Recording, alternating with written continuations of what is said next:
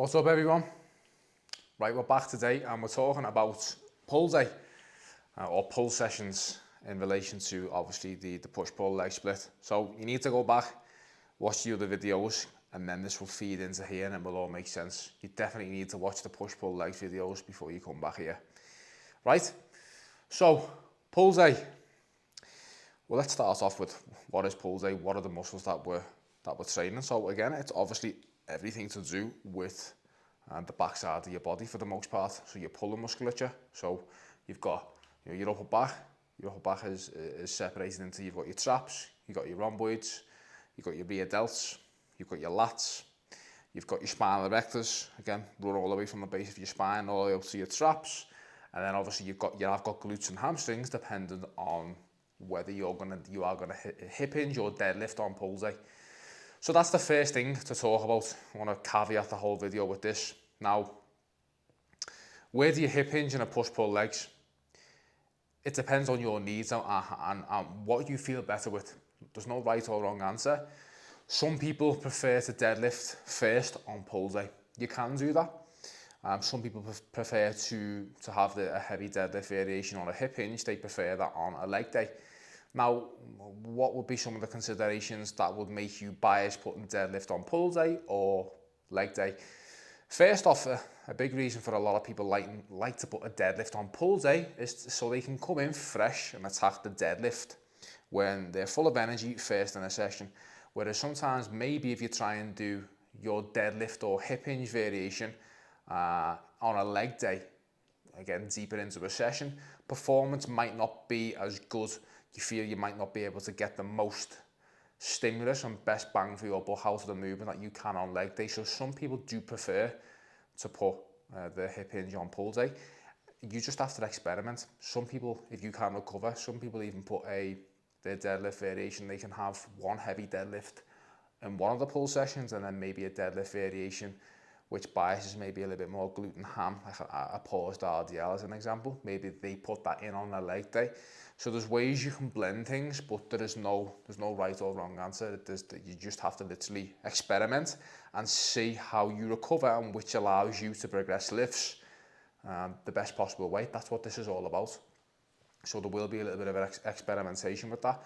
So just for the purpose of this video and the way I'm going to do this rotation, I've left deadlifts off this and I will put the deadlifts and hip hinge variations on leg day, which will be the next video. So then we'll just get into the more so the nitty gritty of the actual direct back work and the way that we wanna float about it. But yeah, it would definitely, again, just to start off the video, hip hinges and deadlifts. If you want a complete physique, you want to be strong at some sort of hip hinge. It doesn't have to be a deadlift on the floor. It could even be a block pull. Doesn't have to be, again, with a barbell. It could be strong as fuck with a dumbbell Romanian deadlift and being very strong with good mornings, whatever it could be. But just having nasty strength with a hip hinge variation.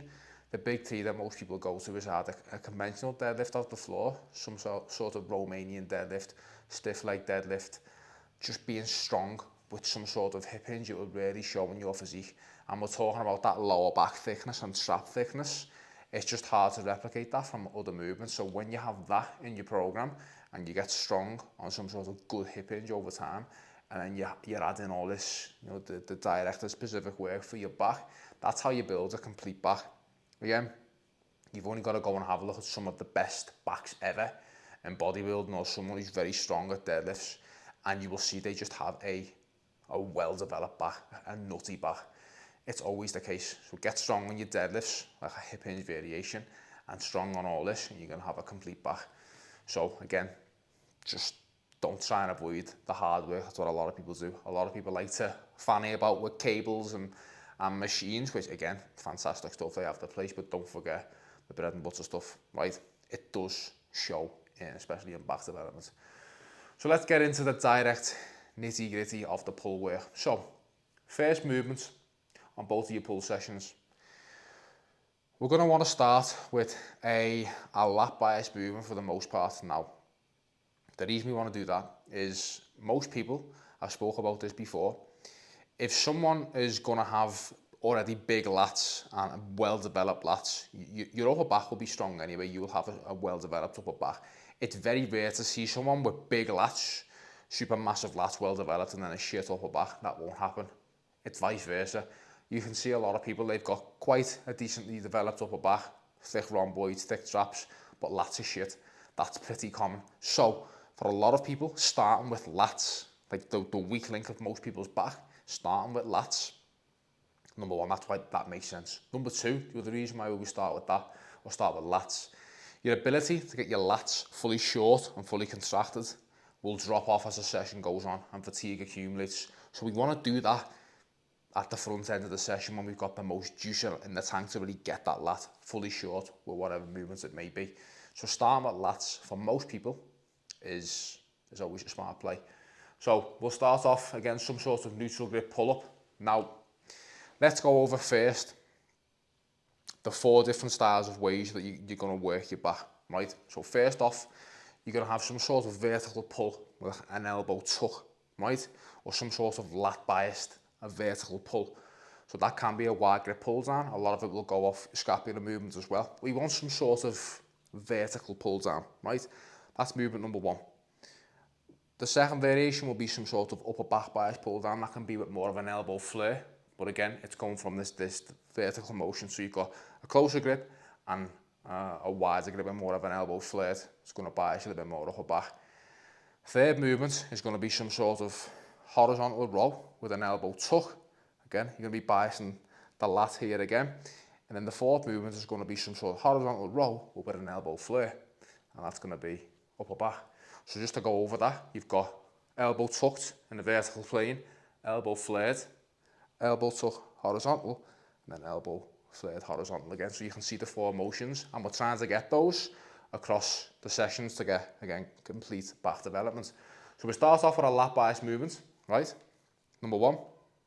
Number 2, we get into, again, a horizontal lat bias row, so a close grip cable row. Already biasing the lats with this one. Then we get into our upper back bias movement, which is going to be, again, a chest supported T-bar row. Classic, you've seen me talk about this one lots of times. It's my favourite upper back movement. But again, really focusing on that elbow flare. And then we get into a rear delt fly. And isolated movements for your actual rear delts. They are going to get some stimulus, obviously, of course, from your rows and pull downs. But the big benefit of these pull sessions is that we can have more directed focus on specific areas. So then we get in with a rear delt fly. Then that's the back done. And we get into biceps. You're going to start off with a movement that's going to bias your bicep in the shortened range, which will be a preacher curl of some sort. And then you get into something which is going to bias the bicep in the lengthened range, which will be a faceaway cable curl. So that's pull A. Now don't forget, crossover stimulus. It's going to be very hard to 100% just bias the lat completely without any involvement of the upper back and vice versa. There is going to be crossover stimulus between everything. So that's something that you need to be aware of. So you may, again, if we go back to the push session from last week, there may be certain movements that you may need to bias more of your attention to lats. You might not need as many upper back sets, or you might not need the rear delt fly. You might not need that. You could, again, you'll see here, scope to add in an upper back pull down. So you could add an upper back pull down instead of your rear delt fly. It depends on your needs. Again, we've got the scope to add the hip hinge as we spoke about. And you've also got scope to add trap work. But again, that all comes off whether you're going to have a hip hinge here as well. Hip hinges are going to smoke the traps. Anything with any sort of scapular attraction with your chest supported T-bar rows as well, it's really going to smoke the traps. So again, if you're going to add trap work, it depends on you, the individual, whether you need it. But it's a pretty safe bet that traps are going to get smoked with a lot of this stuff anyway, right? So that's pull A, and the way we're going to go about and bias our movements. Pull B, so again, a lat bias movements again, a wide grip pull down. Then you're going to get into your lat biased horizontal row, a single arm cable row. Your upper back bias movements, a chest supported incline dumbbell row, making sure you're using an elbow flare position, really focusing on that scapular protraction and retraction coming back. Again, your cable rear delt fly for rear delts, your bicep shorten movements, your single arm dumbbell preacher, again really biasing the bicep in the shorten range, and then your seated incline curls to bias the bicep in the lengthen range again. So, again, crossover stimulus, it's there. And what you will be looking at is, I always get the question about on pull days, this always comes up, or what about bent over rows? Everyone talks about bent over rows. Barbell bent over rows can be a decent exercise. They get demonized. They're not as bad as people make out. They can be a legit exercise. It just depends on your physique needs. If you're going to be hip hinging a day or two after this, as an example, you're not going to want to put a bent over row on this day because your lower back and your spinal erectors are going to be smoked going into your deadlift variation in a couple of days. So you have to look at your programming from a bird's eye view. For a lot of people, again, if you're trying to work the upper back, just doing a chest supported, it just saves your lower back and it allows you to then save more juice in the tank for when you do hip hinge or deadlift. So that's the only issue that you can run into with bent over rows. And also, again, we talk about the stability of movements. The profile of a bent over row, it's not the most stable of movements that you have more stability on. You're going to be able to have more force reduction to the actual upper back itself. But again, it depends on your needs. If you like bent over rows and you really connect well with them and it doesn't bleed over into your deadlift too much, hey, have at it, put it in there. You can put it in one of your pull sessions. Not really a bad exercise, it just depends how you're going to program it and if it fits in your specific needs. So yeah, I wanted to put that in. I always get the question. Everyone talks about bent over rows. But yeah, if you want to do them, you can put them in, but you just need to be smart about it and your placement of it, right? So we've been over everything. Scope to add a hip hinge, as we spoke about. Scope to add strap wear if you need it. Scope to add an upper back pull down to one of these days. It just depends what you need. And then as always, all sets to failure. 3 to 5 minute rest in between sets, just so we make sure that the target muscle is the actual limiting factor and we can put everything into every set. We're not being limited by, again, secondary or tertiary muscles or your cardiovascular system, nervous system output. You're just not being limited by any of that. We are supplying as much mechanical tension on a set-by-set basis. That's what we're trying to do. That's what's going to allow us to grow as much as we can. And then we progress with good form, as we know. We don't want to be progressing with shit technique because that is not progressive overload. Right? So again, we get on a run with all these movements. They sync up well with the push-pull legs rotation. You get on a run, you get on your bouts of stimulus recovery adaptation and you allow your lifts to feed back to you and hopefully you'll be seeing progressions every other week. A little plus one, a little bit more weight. You've run that for a long time, you're going to build muscle tissue. It's as simple as that. Alright, so I'll send this through. Video next week is going to be the leg sessions, so keep an eye out. Again, if you're enjoying these videos, make sure you hit the like button. Subscribe to my channel if you haven't already. Share these videos. I'm trying to get these out.